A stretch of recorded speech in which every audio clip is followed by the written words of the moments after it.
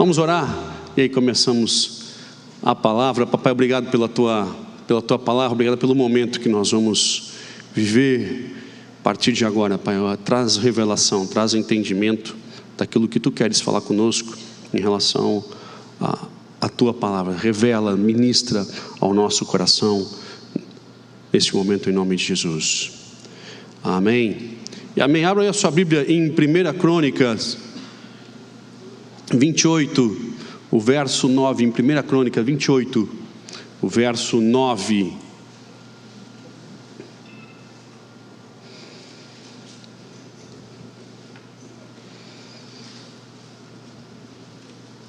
Você que trouxe a sua Bíblia, o seu aplicativo, abra lá.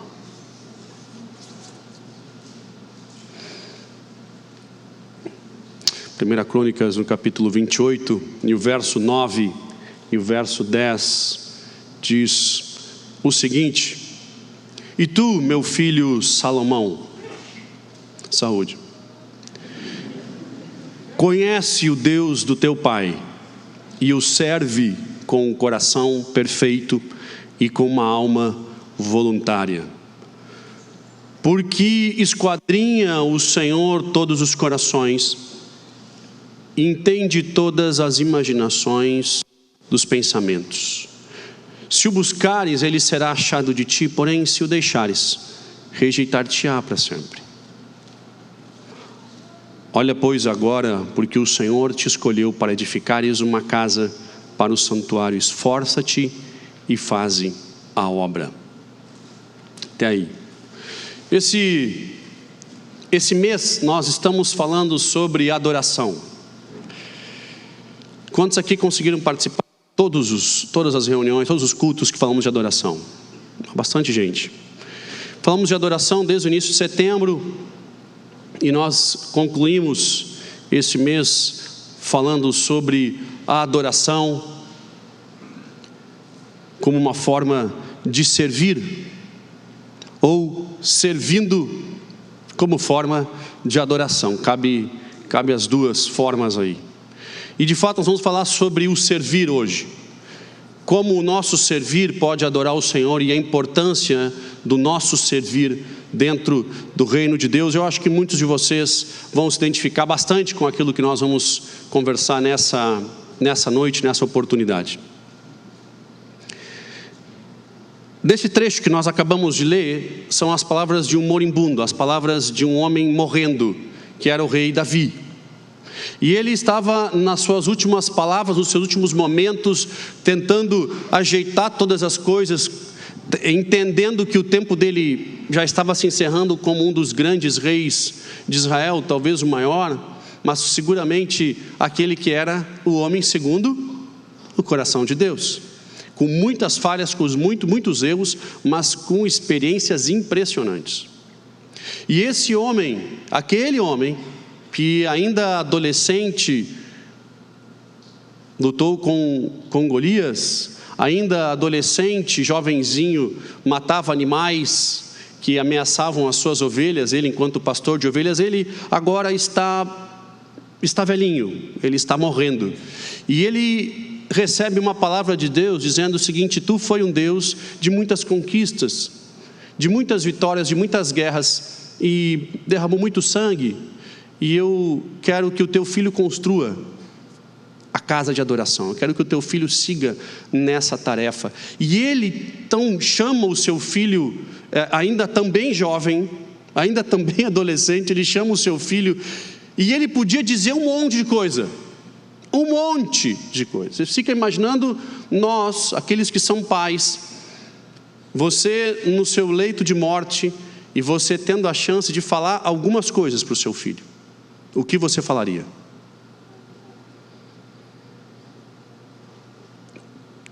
O que de tão precioso podia se falar num momento como esse, de poucas palavras, de um momento muito especial, muito único? Na nossa cabeça passa um monte de coisas. Conselhos para que eles tenham uma vida amorosa melhor, conselhos para que eles tenham uma vida financeira melhor, dizer onde é que estava a pólice do seguro de vida. dizer que tinha escondido dinheiro em algum lugar, dar um conselho para que ele fosse um profissional melhor, fazer o que ele não fez, erros que ele cometeu e que não cometeu. Na nossa cabeça passa um monte de coisa. Você ia tentar resolver todos os problemas que você teve e que você não quer que a sua próxima geração tenha, num momento não é poucas palavras, você precisa muito tempo para se despedir. Ele não tinha esse tempo. E ele tinha que escolher algo que fosse extremamente precioso e que de fato valesse a pena. E ele olha para o seu filho e diz: Salomão, conhece o Deus do teu pai, serve ele com um coração sincero e com uma alma voluntária. Ponto. O que de tão precioso tinha nessas palavras a ponto de Salomão escolher elas para entregar como últimas palavras e que de fato mudariam a vida do seu filho? Conhece o Deus do teu pai, serve ele com um coração sincero e com alma voluntária. É o suficiente para mudar a vida de Salomão. E eu não vou entrar nisso, mas vocês conhecem muito bem a história, que quando Deus encontra Salomão e ele diz: pergunta o que tu queres, o que tu quiser eu vou te dar. E ele, com essas palavras latentes na sua cabeça, ele podia ter pedido absolutamente tudo. Ele diz: cara, só me dá sabedoria, porque para fazer o que meu pai me disse, cara, eu preciso de sabedoria. Conhece o Deus do teu pai e o serve de alma, tenha um coração, sirva de coração e com alma voluntária. A antropologia, o estudo do outro, o estudo dos povos, diz que a gente tem o hábito de analisar o outro através da nossa cultura. Quando nós encontramos alguém na rua, nós julgamos essa pessoa ou analisamos essa pessoa baseada na nossa experiência cultural. Na nossa experiência cultural. Isso nos choca ou não. Se você vai para um outro país que tem culturas muito diferentes, eles lá vão te julgar segundo a cultura deles. Talvez ambos estejam certos, ambos estão fazendo a coisa certa, mas nós julgamos segundo a nossa experiência. Nós analisamos o outro segundo a nossa experiência, e é muito comum nós fazermos a mesma coisa com o Evangelho. Nós analisamos o Evangelho, pregamos o Evangelho e até vivemos o Evangelho segundo a nossa experiência de cultura, não segundo a Bíblia, segundo a nossa experiência de vida. E assim nós vivemos o Evangelho, e pregamos o Evangelho, e cobramos que os outros vivam da mesma forma com que eu vivo, que afinal de contas é a forma com que eu enxergo. E o Evangelho, vamos voltar um pouco no tempo, antes do Brasil ser descoberto, vamos lá para a Europa, quando ainda haviam as grandes expedições buscando novas terras, e vocês começam a imaginar esse povo com um Evangelho arraigado no seu coração, com uma fome de conquista. Eles encontraram a África e eles olham para um povo diferente, e eles julgam esse povo pelas experiências que eles tinham, segundo a cultura deles. Então, para os europeus, eles estavam certos, e errado era quem eles encontraram. Tanto é que por muito tempo o catolicismo acreditou que os negros não tinham nem alma, portanto poderiam ser feitos escravos, porque uma vez que não tivessem alma, também não seriam salvos. Isso aconteceu logo adiante com os índios aqui. E é interessante que eles enxergavam os outros segundo a própria cultura, e levavam o Evangelho, que o Evangelho que eles viviam era exatamente o Evangelho que esses aqui tinham que viver. Por quê? Porque era a forma com que eles enxergavam. Tanto é que do Brasil, portugueses, espanhóis, eles levavam os tesouros daqui, e usavam às vezes até os índios como escravos para levar os seus tesouros que eram tesouros para o povo europeu, não para os índios, que na realidade viviam no meio de tudo aquilo, que é impressionante, que na realidade era o cotidiano, não tinha nada de tesouro, até porque a cultura deles, aquilo ali não era tesouro, mas para a Europa, obviamente que era. Eu contei no último culto, né, que eu tive aquela experiência na Amazônia, ministrando para os ribeirinhos, e é incrível você andar no meio da mata. Nós andamos uma experiência lá, 1 hora caminhando no meio da mata, e você encontra um clima totalmente diferente. É impressionante o clima no meio da floresta amazônica, e as flores, e aquelas folhagens que nós pagamos o olho da cara aqui em qualquer floricultura, você encontra jogado assim, uma em cima da outra. Cara, o que é isso aqui? Para eles é comum. Para a minha cultura, aquilo ali vale alguma coisa. E eu os analiso segundo a minha cultura. Segundo a minha cultura.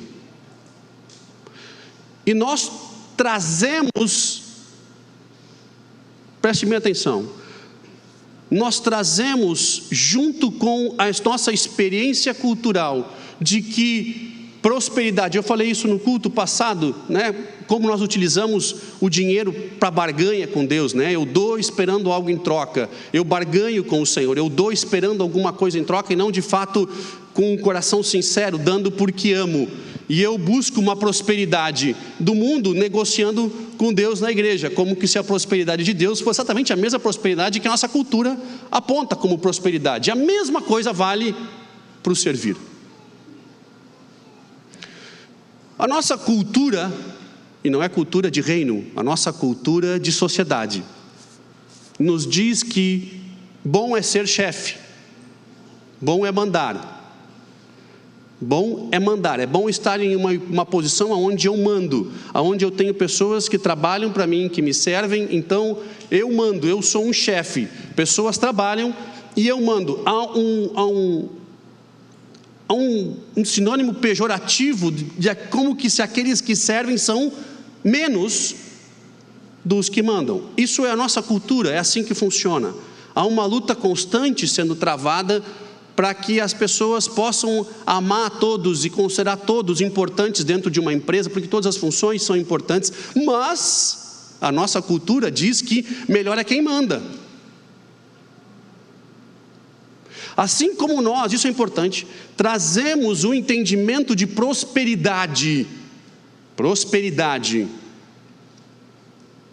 da Europa para cá e buscamos na nossa sociedade ser prósperos como se lá fosse o melhor modelo que existe, nós também trazemos esse sistema de não servir, mas ser servido como algo importante para dentro do Evangelho.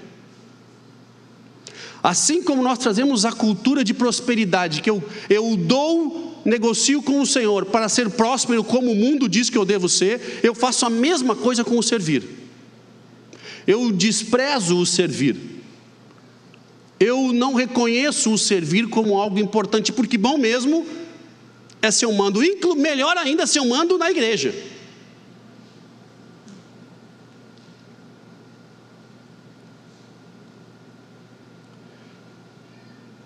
Pessoas que talvez não teriam representatividade nenhuma no mundo secular, mas na igreja, mas na igreja eu faço questão de ser chamado de pastor e mandar o máximo possível. O camarada não ia servir para servente do servente, mas na igreja ele quer ter uma posição de respeito. Na igreja ele precisa ter uma posição de respeito, e ele exige e demanda que as pessoas o respeitem, o honrem e o chamem dessa autoridade. Na realidade ele conseguiu realizar na igreja o que no mundo ele jamais ia conseguir realizar, porque não tem capacidade para fazer muita coisa.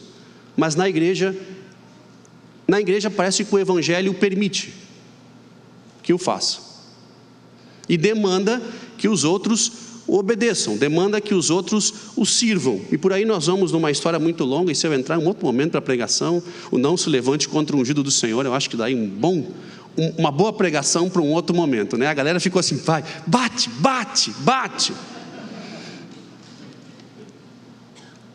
Mas em ti já vai chegar.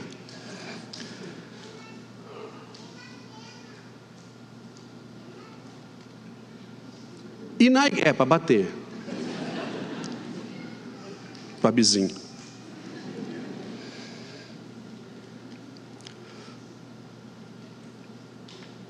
quando Davi, que era o aclamado das multidões, dizendo que Saul matou milhares, mas Davi,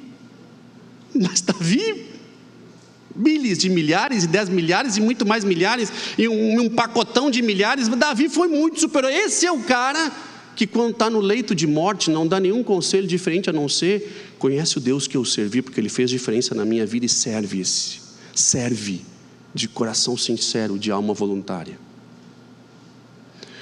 Mas nós, dentro do chamado reino de Deus, temos uma dificuldade enorme de fazer isso. Porque por muitos anos, e a antropologia também explica isso, que por muitos anos os países ficavam olhando como padrão de excelência sempre a Europa, e a Europa foi definida como um padrão de excelência, e nós só olhávamos para lá como aquilo que fosse, como que lá fosse a grande referência, que todo mundo deveria viver a mesma coisa. Será que de fato é o melhor? Quem disse que é o melhor? É o melhor para quem? Mas o mundo se moldou a determinados padrões de qualidade, e a igreja do Senhor Jesus, eu e você, ficamos conflitando com alguns conceitos que nós vivemos no mundo e queremos trazer exatamente igual para a igreja. E quando Cristo veio, Ele chutou tudo isso. E Ele diz o seguinte, se você ler comigo, eu quero ler alguns versículos que eu acho interessante. Em Mateus, no capítulo 20, no verso 25 de Mateus, capítulo 20, o verso 25 diz o seguinte: então Jesus, chamando-os junto para si, disse: bem sabeis que pelos príncipes dos gentios são estes dominados, e que grandes exercem autoridade sobre eles, mas não será assim entre vós. Mas todo aquele que quiser entre vós fazer-se grande, seja o vosso serviçal. E qualquer que entre vós quiser ser o primeiro, seja o vosso servo. Bem como o Filho do Homem também não veio para ser servido, mas veio para servir e dar a sua vida em resgate de muitos. Eles esperavam que Cristo viesse em toda a sua glória, em toda a sua pompa, mandando todo mundo, chutando o balde, estabelecendo o seu reino. Ele veio simples, servindo a todos e dizendo: aquele que quer ser o maior, então que seja o menor; aquele que quer ser o primeiro, que seja o último. Assim como eu vim para servir, todos aqui que querem me seguir têm que fazer o mesmo. Se Cristo, meus irmãos, veio para servir, o que você espera de nós? Se Cristo não veio para ser o melhor de todos, se Cristo veio para apontar para Deus, para apontar para o Pai, o que você espera de nós? Que igreja você espera que de fato se manifeste na terra, a não ser uma igreja que pense no outro, que se debruce de fato, como diz o Anderson, sobre o outro, que sirva o outro? Mas essa é uma realidade que conflita com a cultura que eu e você aprendemos. E assim como Marta e Maria, uma trabalhando para mostrar para Cristo que ela era boa o suficiente, e a outra sentada aos pés de Cristo aprendendo, eu, por muitas vezes, e talvez por boa parte da minha vida cristã, trabalhava para mostrar para Deus que eu era digno. E tudo que me ofereciam eu fazia, porque eu precisava mostrar para Deus que eu era digno.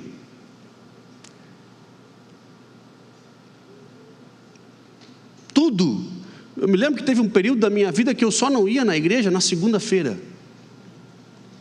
Todos os outros dias eu tinha que estar na igreja, porque eu precisava trabalhar, porque quanto mais eu trabalhava, quanto mais eu me dedicava, e quanto mais eu servia ao reino, eu não sei reino de quem na realidade, mas eu servia, mais eu era amado, mais eu era querido, mais eu era elogiado, melhor posição eu teria, e quanto mais posição eu teria, mais Ele me amaria, e mais eu poderia receber dele, quando na realidade Cristo diz: cara, nada que tu pode fazer mais ou menos vai mudar o meu amor por ti.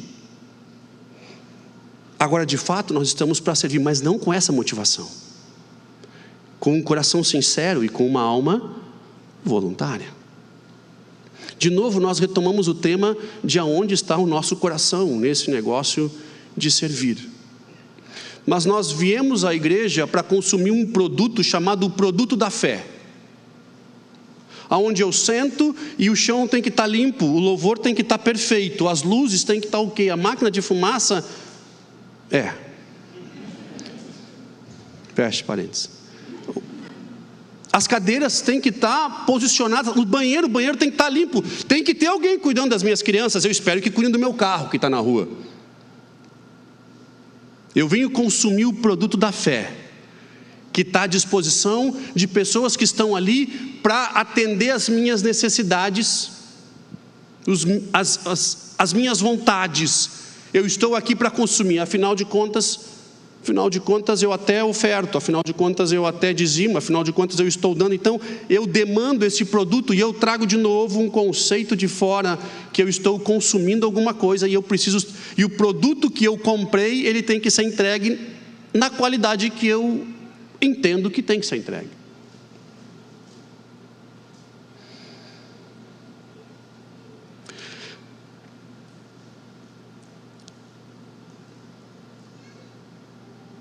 A igreja existe em comunidade porque Cristo não veio fundar a igreja. Ele também não fundou títulos. Ele não criou uma organização de títulos. Embora os homens hoje amam os títulos e perseguem os títulos, Cristo nunca falou sobre isso. Ele não criou títulos, ele veio para servir, ele veio para se dar pelo próximo. Isso é o que ele fez, o resto nós criamos. Mas ele sim criou a igreja, não um prédio, mas ele criou a igreja povo, que é o que nós fizemos. Ele congregou pessoas, e é o que nós congregamos. Dentro da nossa cultura, nós congregamos em prédios. Em outros países do mundo, eles congregam embaixo de árvores, ou eles congregam na rua, ou eles congregam em tendas. Aonde eles congregam é uma questão de cultura. Nós congregamos assim. Mas títulos não foram criados por Deus. Essa perseguição que nós temos por uma posição, por uma aceitação, por ser admirado, por ser elogiado, isso nós estamos trazendo de um modelo de sucesso que o mundo nos ensina a galgar etapas para um dia chegar a algum lugar. E aí, como nós não conseguimos às vezes sucesso fora no mundo secular, a igreja está aí uma outra possibilidade de eu ser bem sucedido, de pessoas finalmente me obedeceram, já que no mundo ninguém vai me obedecer, nem em casa minha mulher obedece. Ninguém me obedece não, mas na igreja eu vou ter a chance das pessoas me obedecerem. E o camarada trabalha muito. Sabe quem eu admiro? Eu admiro aqueles caras que largam tudo pelo evangelho, que eles teriam chance de viver coisas incríveis segundo o conceito desse mundo, e eles largam tudo para viver as coisas incríveis segundo o conceito do Senhor. Sabe os pescadores de homens? Esse camarada que não vivia, que não dependia do evangelho, diz, não, cara, eu vou porque eu te amo, eu vou porque eu entendi o recado, eu vou porque eu entendi o meu chamado. E é nesse lugar aqui, nesse lugar chamado eclésia, nessa junção de pessoas, é que nós, eu e você, manifestamos de fato o que nós ouvimos do púlpito, o que nós ouvimos dos louvores, da mensagem. Ela sai daqui para gerar vida em cada um de nós, e ela se manifesta em cada um de nós, justamente no colocar a mão no arado, de fazer a coisa acontecer. É aqui que a coisa manifesta. Quanta gente, os chamados e conhecidos desigrejados, porque não concordam com a igreja. Eu vou dar uma notícia para o povo que não concorda com a igreja. Eu também não.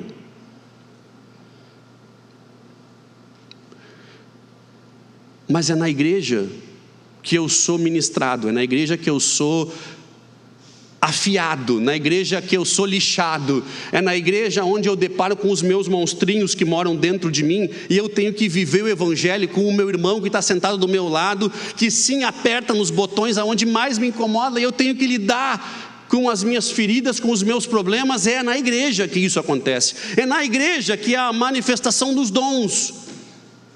O pessoal me pergunta: cara, eu tenho dificuldade de saber o meu chamado. Cara, vem servir na igreja, em qualquer lugar. 2 toques você vai saber qual é o seu chamado. Eu não sei quais são os meus dons. Serve na igreja, em pouco tempo você vai saber quais são os seus dons. Eu comecei servindo aonde dava para servir. Conheci o Senhor e aí me apresentaram a opção de servir em qualquer lugar. Cara, não tinha baterista, eu fui estudar bateria.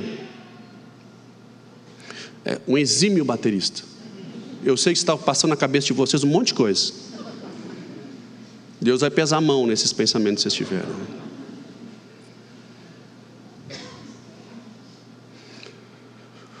O Timóteo está tocando bateria hoje, ministra louvor. Ele só faz isso porque ele se inspirou em mim. Vou explicar como é que isso aconteceu. Eu comecei a tocar bateria porque não tinha muita gente. Fui estudar também, não sabia. E comecei a tocar e tinha um primo meu mais novo, menor, e ele gostou muito de eu tocar, e ele foi estudar bateria também, ele começou a tocar, e ele tocou muito melhor, até hoje ele é realmente um baterista profissional, e o Tim se espelhou nele, e começou a tocar. Enfim, hoje ministra louvor, então tudo por causa de mim.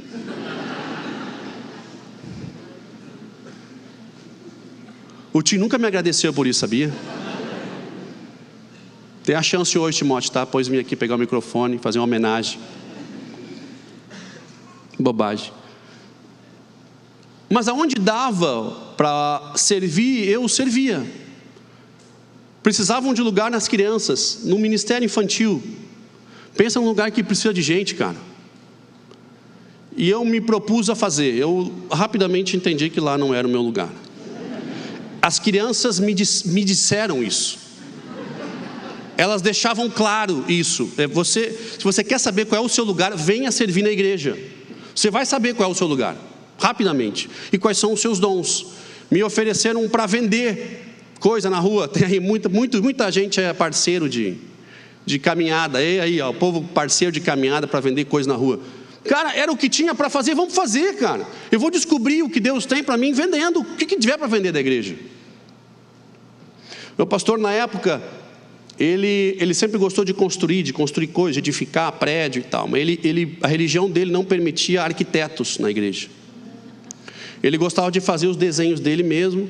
E a religião dele também não permitia trenas, nem metros, nem nada que desse a precisão em medidas de absolutamente nada. Eu acho que ainda é assim. Acho que a religião dele ainda funciona assim. Amo demais esse pastor e tio. Mas um dia ele convocou a igreja para ajudar a construir na igreja. Trabalhar, disseram: pessoal, ovelha não é para mato, já ouviram isso? Pois bem, isso se aplicou na minha vida. Mas era o que tinha para fazer. Vamos servir. Tem que abrir buraco aí que nós vamos construir alguma coisa, tem que cavar aí. Tem que cavar, dá uma pá para cavar. Pá tem jeito de pegar, tem jeito de apertar a pá, tem jeito de puxar para cima. Tudo isso eu descobri depois, né?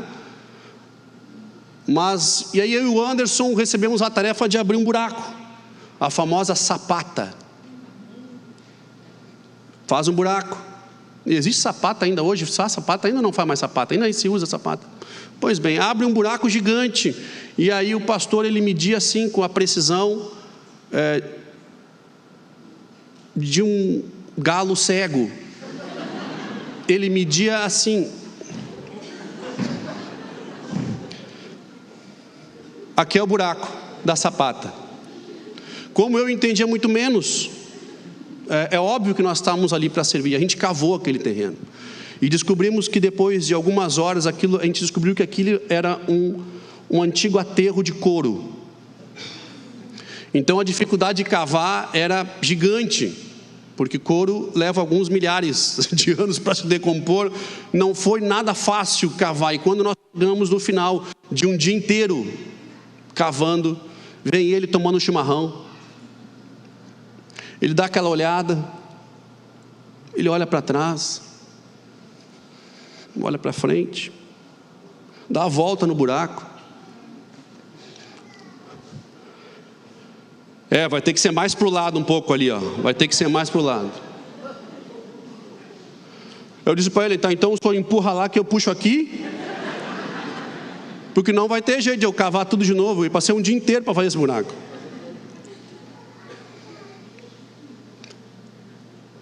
Sabe o que é você não dormir naquela noite de dor nas costas, na mão, bolha, tudo isso? Cara, mas a alegria de poder ter servido naquele dia. Sabe o shopping aqui, o shopping da cidade? Pois é, eu já corri esse shopping na praça de alimentação, vestido de palhaço para brincar com as crianças no dia 12 de outubro. Vestido de palhaço. E é claro, fantasiado é mais fácil, ninguém sabe que é tu, né? O pessoal, cara, mas passou vergonha? Muita. Mas fantasiado, meu amigo, ninguém vai te reconhecer depois, né? Então, bora lá, para levar o evangelho para as crianças naquele dia. Alguém lá disse que precisava de um entretenimento no dia 12 de outubro, e me acharam e disse, cara, quem é que tem uma cara de pau de fazer isso? O Robson, claro que é o Robson. Cara, e lá fui eu, e corria ao redor da praça de alimentação, e lá vem ele, e lá vem, eu espirro, e pá, e vem, e abraça as crianças, e faz, e tudo isso, cara, por amor do evangelho. Eu olho para trás dessas, e eu posso passar a noite inteira contando história, de que foi definindo e foi apontando para a direção de fato que o Senhor tinha para mim, enquanto homem, enquanto cristão, enquanto servo, enquanto esposo, enquanto ministro, enquanto tudo. Quanto mais você bota a mão no arado, mais Deus ministra no seu coração e mais Ele deixa claro os seus dons e os seus talentos e o que de fato você foi chamado para fazer. É servindo que isso acontece, não tem outra forma. O pessoal quer saber qual é o chamado, quais são os dons. Venha servir de fato e você vai entender o que é isso. Deixa eu ler com você um outro versículo que está em Romanos, no capítulo 6, no verso 18. Romanos, no capítulo 6, e o verso 18 diz o seguinte: e liberados do pecado, fostes feito servo da justiça. Falo como homem pela fraqueza da vossa carne, pois assim como apresenteis os vossos membros para servirem à imundícia e à maldade, para a maldade, assim apresentei agora os vossos membros para servirem à justiça, e agora para a santificação. Porque quando erais servos do pecado, estáveis livres da justiça. E que fruto tinhais, então, nas coisas de que agora vos envergonhais? Porque o fim delas é a morte. Mas agora, libertados do pecado e feitos servos de Deus, sedes o vosso fruto para a santificação, que por fim é a vida eterna. Porque o salário do pecado é a morte, mas o dom gratuito de Deus é a vida eterna por Cristo Jesus. Queridos, eu sei que muitos de nós aqui talvez possam ter sido abusados, e eu falei isso também na semana passada quando eu falei de dinheiro, porque de fato são muito próximos. Eu não sirvo com o meu tempo, porque tudo que eu valorizo, eu dedico tempo e dinheiro. Tudo que eu valorizo na vida, eu emprego tempo e eu emprego dinheiro. E eu sei que muitos de nós fomos abusados com um tocante a recursos. E eu também sei que muitos foram espiritualmente abusados no tocante ao servir na igreja. Eu sei disso. Eu também já passei por isso. Porque você tem que servir e você tem que servir. E você não pode questionar, mas você tem que servir, e você tem que estar à disposição, e o seu tempo tem que estar à disposição, e tem que estar à disposição, mas na realidade não era a disposição de pessoas, mas a disposição de coisas. E aí está uma grande diferença quando nós falamos em reino, que de fato eu estou construindo, e o que de fato eu estou empregando, porque tudo que eu valorizo eu invisto tempo e invisto dinheiro. E é impressionante como nós investimos muito pouco dessas duas coisas no reino de Deus. Eu sei que muitos já foram espiritualmente abusados no tocante ao servir, mas não é isso que Cristo ensina.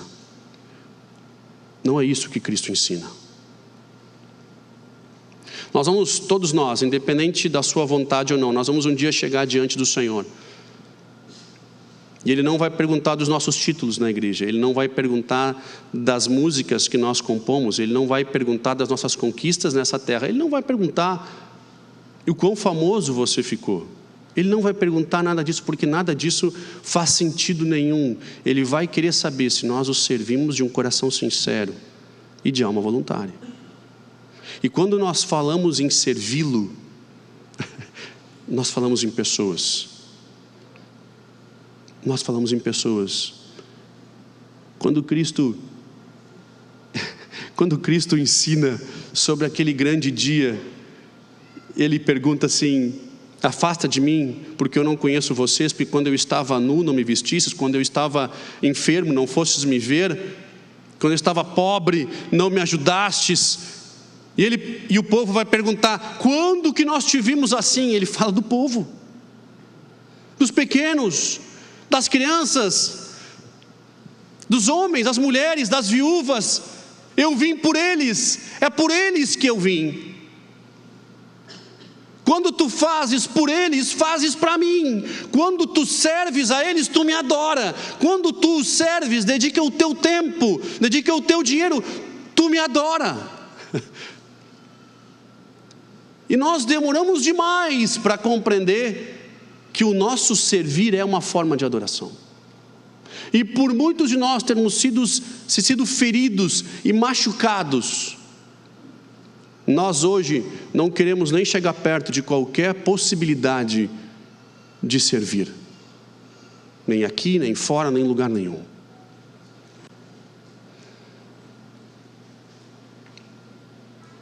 Mas não esqueçam que Cristo criou a comunidade, o congregar, para que nós servíssemos uns aos outros em amor, e que aquele que se acha que fosse o primeiro, então que se fosse o último, aquele que quisesse ter autoridade sobre todo mundo, que esse fosse servir, porque o próprio Cristo não veio para ser servido, mas veio para servir.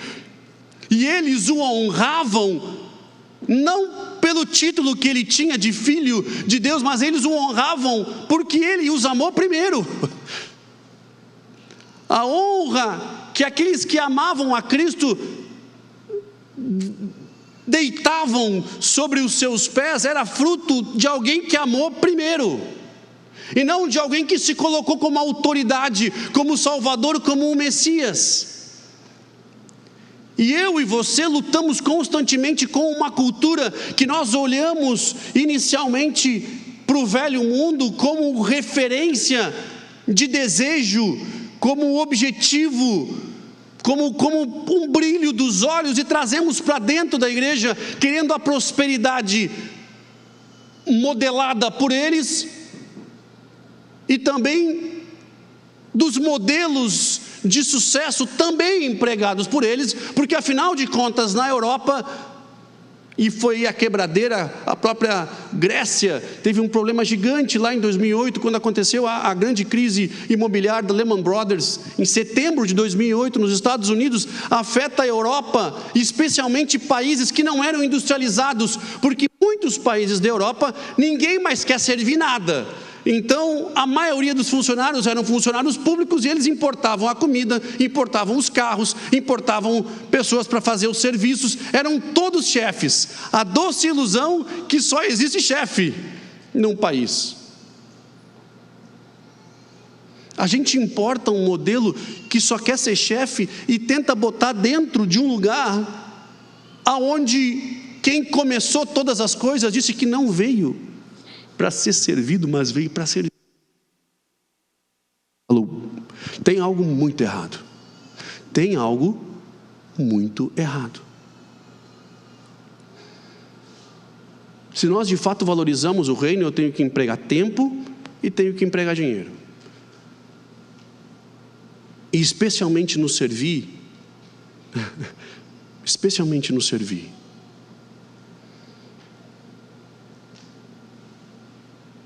Sabe quantas pessoas trabalham para que um culto aconteça? Sabe quantas horas antes demanda uma preparação para que tudo isso esteja no lugar? E quanto tempo demanda de organização para que o próximo culto também esteja no lugar? Nós temos numa sala à parte uma equipe que está cuidando só da transmissão, que poderia estar no culto e estão trabalhando. Nós temos uma equipe que fica andando durante o louvor, que podia estar adorando, mas eles estão melhorando uma transmissão para você que está assistindo em casa. Nós temos pessoas hoje que estão cuidando do estacionamento, nós temos pessoas que estão cuidando da recepção, nós temos pessoas que estão cuidando do som, do telão, da transmissão, das crianças. Nós temos um louvor que também quer ficar sentado adorando. Mas eles ensaiam, eles oram, junto com a equipe de intercessão, que também vem para orar por você. Mas a gente quer consumir o produto da fé, e esse produto tem que estar perfeito a hora que eu sento nessa cadeira. Mas eu não quero oferecer nem tempo, nem dinheiro, mas eu quero continuar consumindo o produto da fé. E se esse produto da fé, ele não me satisfaz, eu vou procurar um lugar que ele me satisfaça.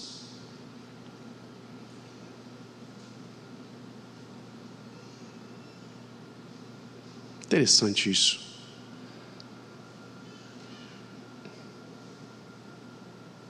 Interessante isso.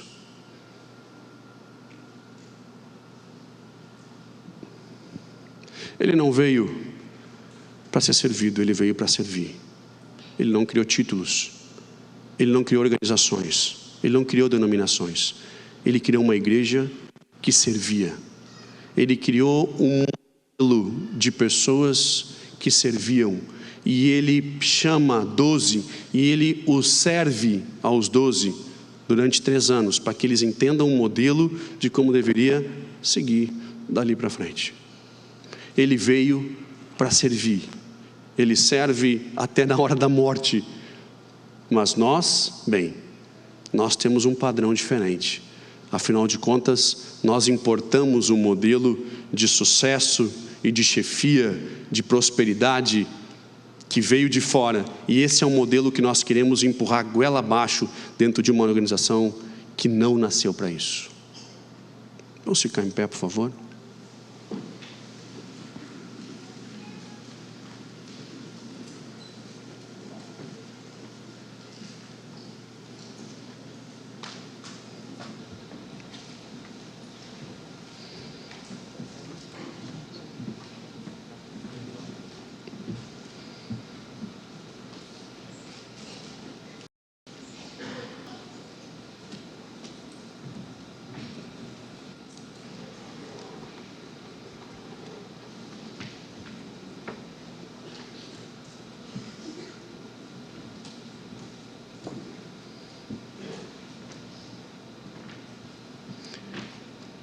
Foi servindo a Deus, fazendo o que estava à mão, o que estava próximo, foi aonde eu recebi as maiores palavras proféticas e de revelação na minha vida. Foi servindo o Senhor que eu descobri o que eu era bom e o que eu deveria deixar o meu irmão fazer, porque ele faz melhor que eu.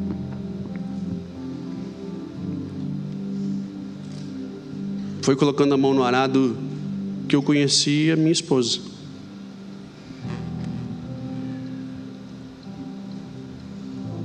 Foi colocando a mão no arado que eu fiz grandes amigos. Amigos da minha vida. Amigos que eu vou levar, que eu desejo não perder nunca. Amigos bem mais chegados que irmãos. Eu fiz botando a mão no arado. Incrível, mas foi colocando a mão no arado.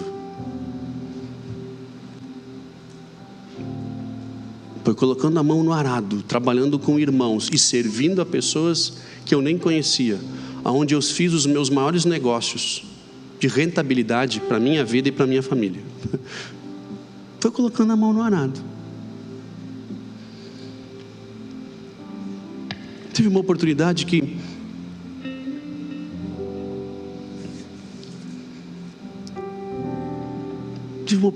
que um irmão que eu não conhecia muito bem, mas ele me chamou, estava fazendo um negócio no norte do país, ele me chamou, mandou a passagem aérea. Você consegue vir aqui? Eu quero te mostrar, venha como amigo, veja o que eu estou fazendo. Eu cheguei lá e eu sabia que ele era um cristão, ele amava o Senhor, e eu chamei ele para fora de uma reunião e falei: cara, eu não estou ganhando nada, mas você me pagou para vir aqui, né? Já que a gente é amigo, eu preciso te dizer, cara, tem coisa errada aí. Tem coisa errada, está acontecendo isso. Ele não era brasileiro. Ele disse: cara, o pessoal aí está te traduzindo as coisas erradas, não é assim não. Mas eu vim aqui de boa, eu estou como amigo, já me chamou para isso, está tudo bem. Algumas semanas depois, eu fui embora, ele me ligou, a gente começou a conversar. Ele falou: cara, como é que estão as coisas? Eu falei: cara, estou bem, acabei de comprar um apartamento. Eu disse: acabei de comprar um apartamento, tem algumas prestações aí, só estou na dúvida porque eu estou precisando quase 100 mil para dar de entrada no apartamento. E eu fiz um negócio, acertei a entrada de 100 mil, e um outro negócio que eu iria fazer, queria me dar esse valor para dar entrada no apartamento, deu errado. Ele falou: mesmo? Ele disse: é. Ele disse: cara, tu me ajudou tanto, tu me serviu e tu não pediu absolutamente nada em troca, e tu evitou que eu perdesse muito dinheiro. Faz o seguinte, eu vou mandar esse dinheiro para ti, pega ele aí e dá a entrada no teu apartamento. Servindo foi um lugar que eu tive as maiores experiências da minha vida. Foi servindo que a minha esposa, servindo de faxineira, antes de nós sermos casados, ainda servindo a um casal no Canadá. Ela estava servindo, ela teve a experiência dela com o intercâmbio, e ela estava servindo esse casal, e esse casal ficou tão feliz com quantas semanas você trabalhou lá? 5 meses, bastante semanas, né?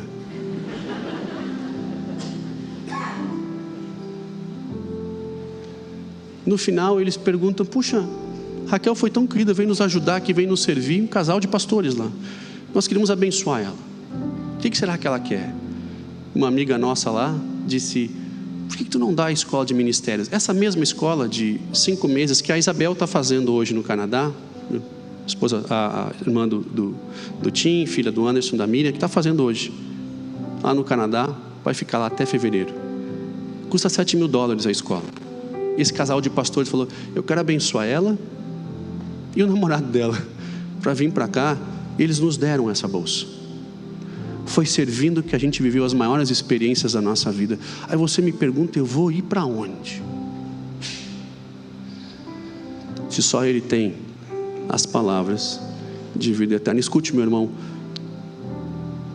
você não pode servir para ganhar, mas eu descobri que quanto mais eu servia e quanto mais eu cuidava dos sonhos de Deus, mais Ele cuidava dos meus. E eu não troco as experiências que nós tivemos servindo por absolutamente nada. Eu corria no shopping hoje de novo vestido de palhaço, porque aquele que quer ser o primeiro, seja o último. Se ele, que é Ele,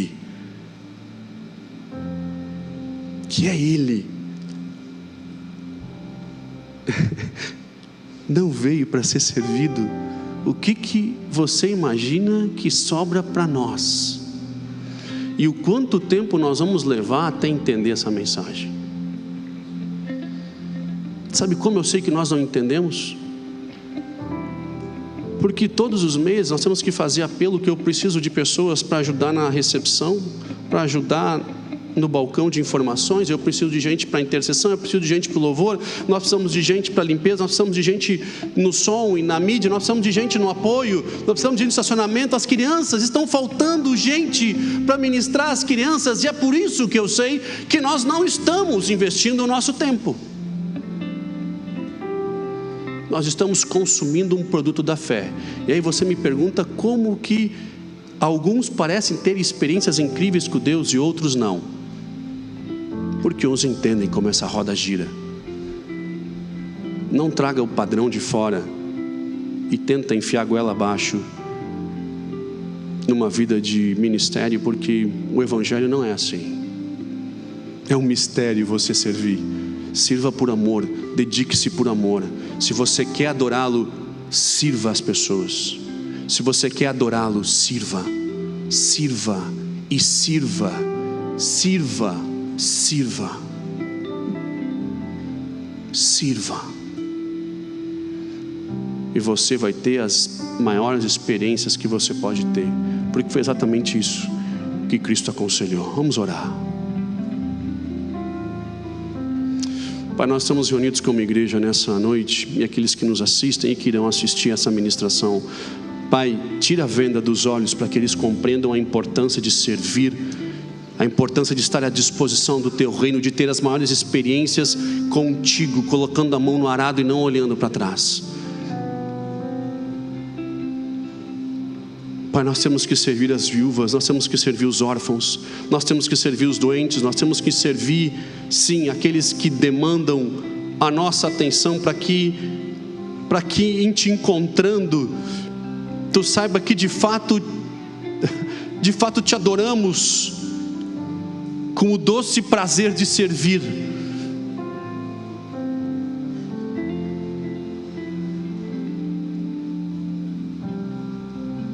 Pai, pessoas, igreja, um povo que não conhece o seu chamado, não conhece os seus dons, mas se nega a servir o Senhor. Pai, aqueles que foram abusados espiritualmente, Pai, ministra o coração de cada um para que eles liberem perdão para os seus abusadores, mas que eles não percam a essência do evangelho, que é servir o próximo. Que esse produto da fé deixe de ser consumido e que as pessoas passem a ser servidas. Uma igreja madura que dá o seu tempo e dá os seus recursos para que esse mundo seja transformado. Pai, abre os olhos. Pai, traz sobre a Tua igreja as maiores experiências que eles podem ter e que terão, através de servir o reino. Pai, eu abençoo essa igreja, em nome de Jesus.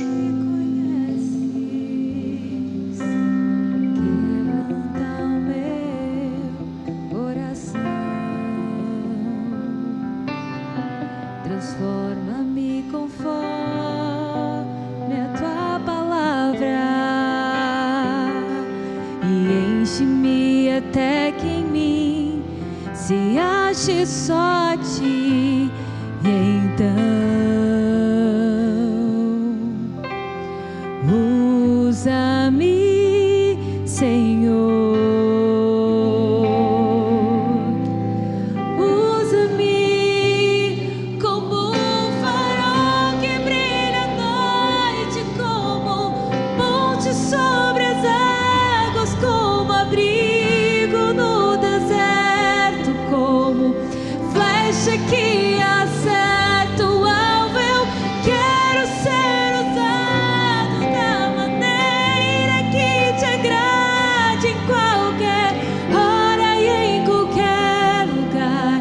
Eis aqui a minha vida, como um farol que brilha à noite, como ponte sobre as águas, como abrigo no deserto, como flecha que acerta o alvo. Eu quero ser usado da maneira que Te agrade, em qualquer hora e em qualquer lugar.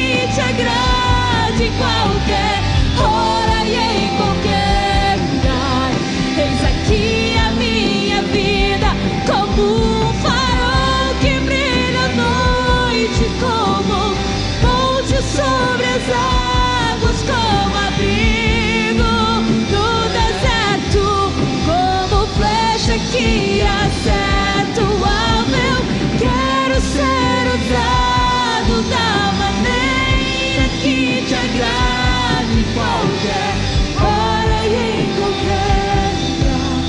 Eis aqui a minha vida, usa-me. Aleluia, Senhor.